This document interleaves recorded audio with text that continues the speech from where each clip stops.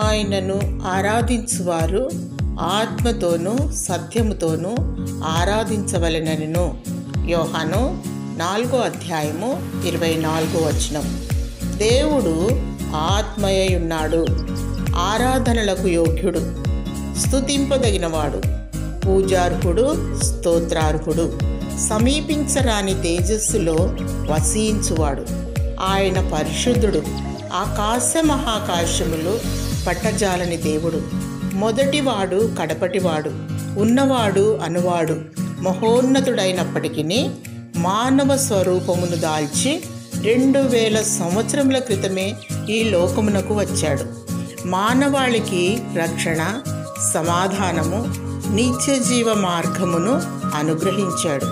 యేసు పొందిన దెబ్బల చేత స్వస్థత, ఆయన రక్తము ద్వారా విమోచన.